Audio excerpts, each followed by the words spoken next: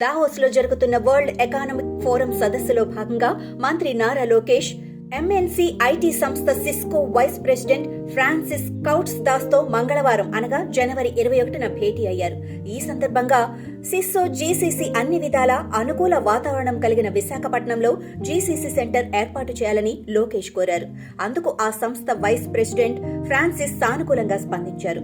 ఆంధ్రప్రదేశ్లో ముఖ్యంగా వైజాగ్, విజయవాడ, తిరుపతి పరిసరాల్లో అనువైన స్థలం, ప్రతిభ కలిగిన ఐటీ వృత్తి నిపుణులు అందుబాటులో ఉన్నారని, అమెరికాలోని భారతీయ ఐటీ వర్క్స్ ఫోర్స్ లో 25% మందికి పైగా తెలుగువారేనని లోకేష్ వివరించారు.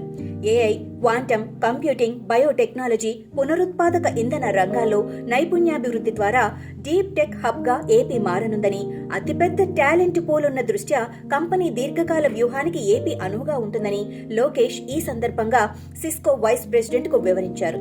సమర్థవంతమైన మానవ వనరులు ఉన్న ఏపీలో తమ కార్యకలాపాలు ప్రారంభించే విషయంలో త్వరలో నిర్ణయం తీసుకుంటామని చెప్పారు.